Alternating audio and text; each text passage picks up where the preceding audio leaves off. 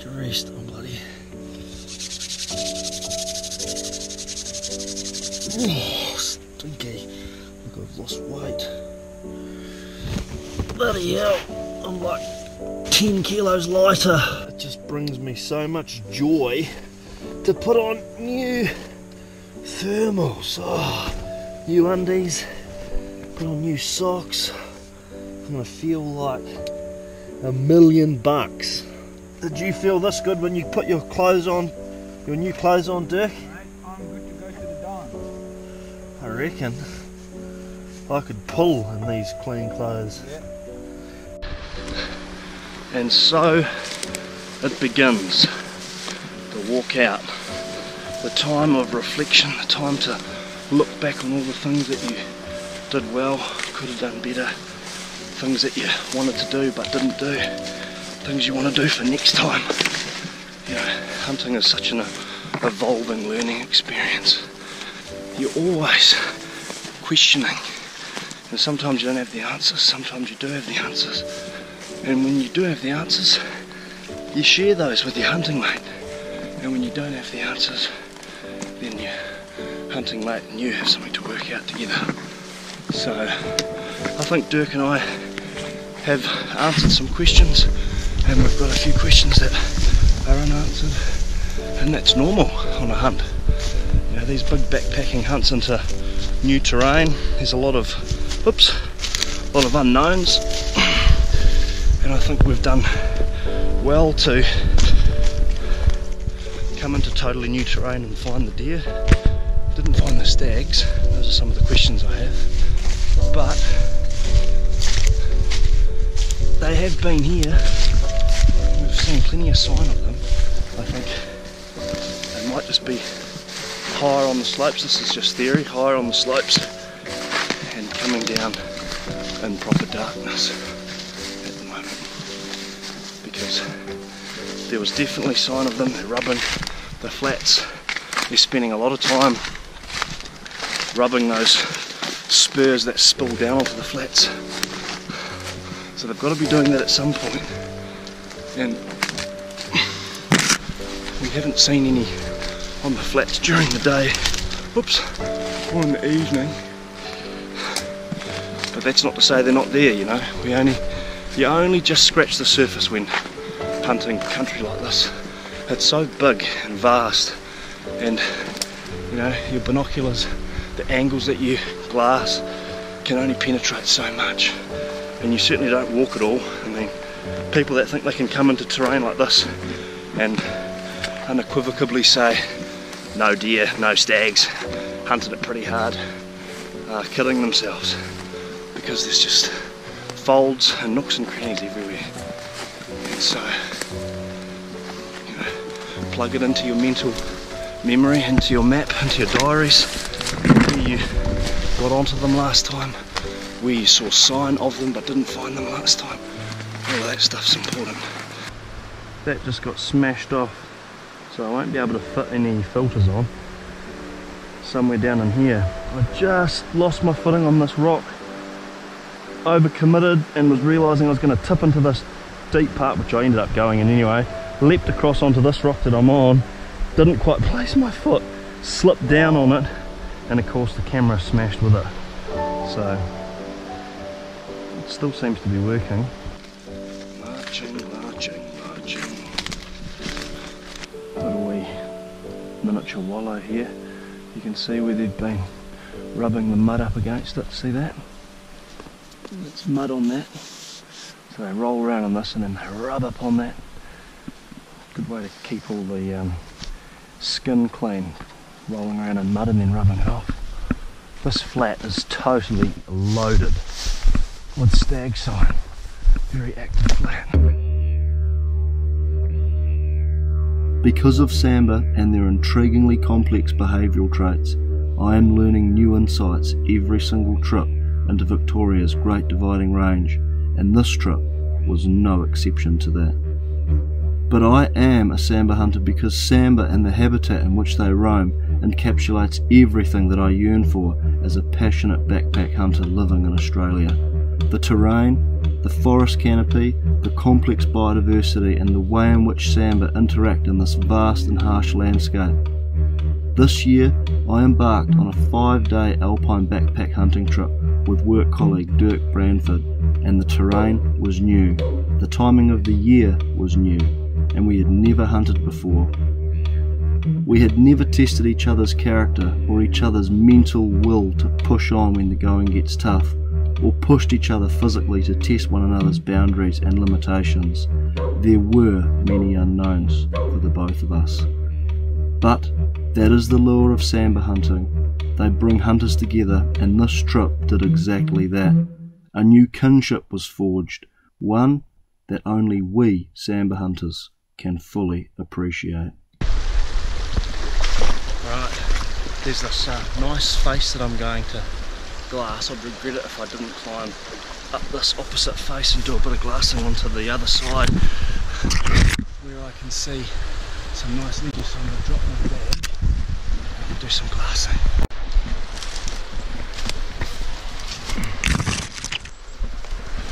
Nice steep face to climb up.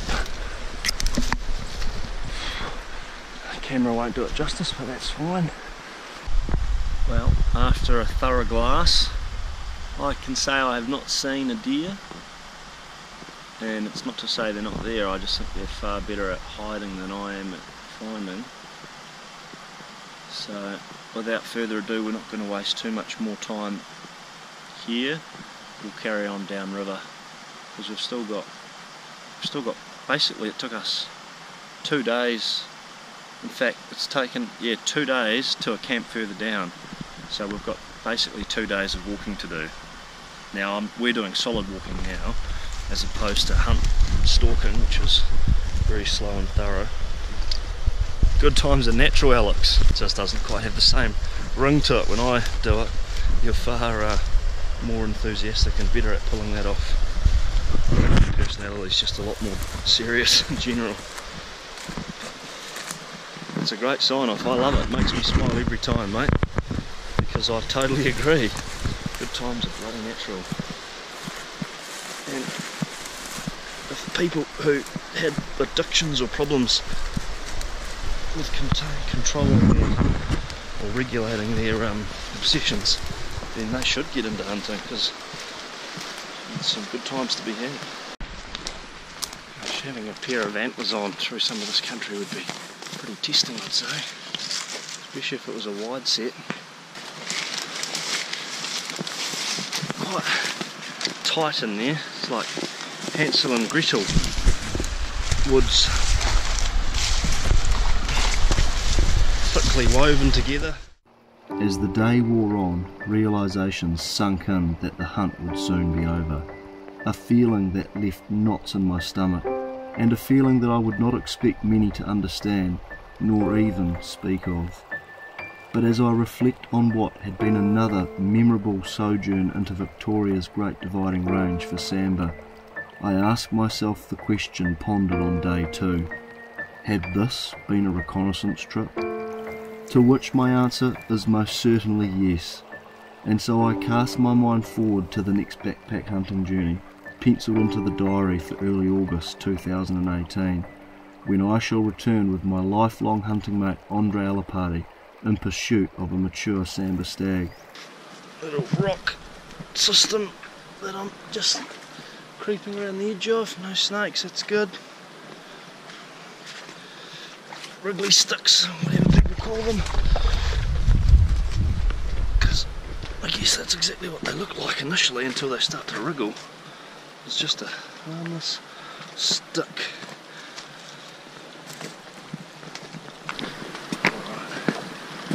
Dirk and I are about to pass camp number 2. The day is getting on. It's just coming up to 2 o'clock. Camp 2 at 2. Got this big ridge system up to my right, which is where Dirk and I climbed up that second day. Would have been second day, yeah. The glass, all those amazing faces where those deer popped out on those ledges. Dirk was asking me before how I felt. I said strong as, and he said strong as a feather or strong as an ox, and I said as strong as a feather. I'm thinking about you again, Alex. Look at that. Throw your lure in there, something would have to come out of the edge. I can't spot any trout, but they'd have to be in that hole. We're nearing camp number 1. And then from camp number 1, there's probably another, I'd say, 3 hours walking. So the day's getting long now. It's moments like these is where you got to get the Rocky Balboa, Eye of the Tiger, or some other similar song stuck in your head just to push you through all the shit. Oh look, then you come onto stuff like that and you get all excited and you forget what you're doing. Forget that you're carrying around probably 32 kilos of gear, plus water, plus a couple of rocks. We've got you and got Saskia and Marley, got you girls a rock each from this landscape, just to signify what mountain processes do. You know, it's like life. As an individual, you start off as this coarse, sharp-edged, sometimes a little uncouth and uncultured, and as life tumbles you downriver, you get more and more refined and polished until you look like a beautiful round pebble. I don't know if that analogy is any good actually. Kind of like having a little bit of a roughness.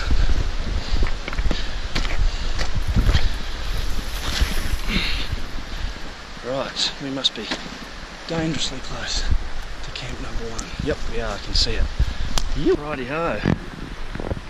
Leaving camp 1. Not a huge distance that you got to cover, but because it's so bouldery and rocky and lots of river crossings, I think we've crossed the river 1,000 times. I'm not joking. That it just takes its time. Hey Mickey, you're so fine, you blow my mind. Hey Mickey, Mickey, hey Mickey, you're so fine, you blow my mind. Hey Mickey, hey Mickey, hey Mickey, you're so fine, you blow my mind. Hey Mickey, hey Mickey. No idea how the rest of the song goes, but oh look, Alex, another beautiful pool. You could flick your lures, mate. I'll trade your spot if you trade me a spot. You can come up here and you can hunt sambar and flick for trout. Oh yep, you saw one dart down there. Probably can't see it. They're not very big. Pan size, just the right size. Right, we're going to get onto a nice bend here that I am going to go bush bashing through a flat. That is a beautiful pool. Another amazing pool. Look at that, where that flows down, it's like neck deep.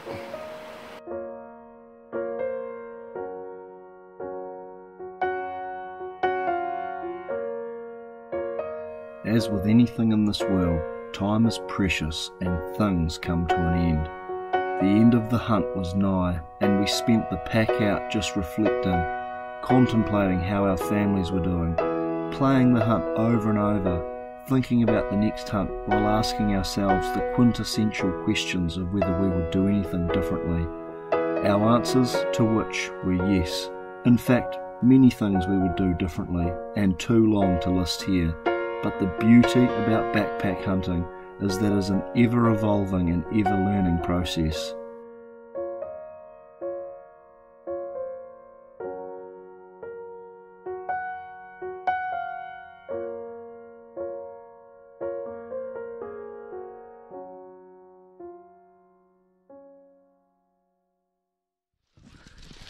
Dirk and I have cut over little small saddle, and it's just saved our shanks 500 metres of boulder hopping. On the balance, I'd rather bush bash.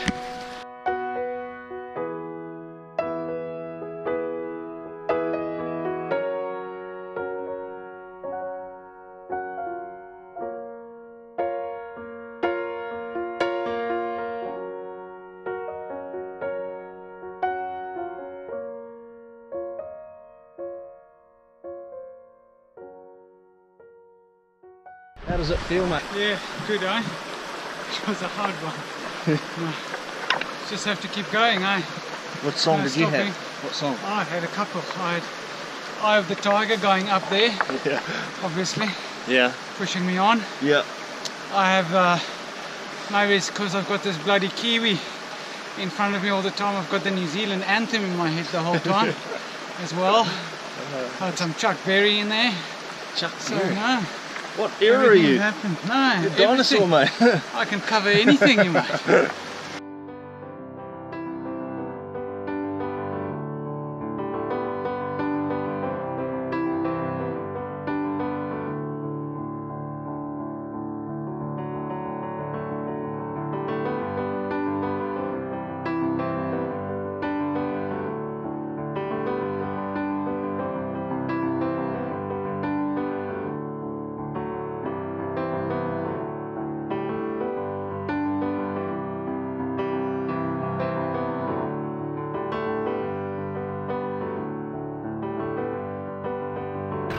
That there is the sound of a V8 Land Cruiser engine.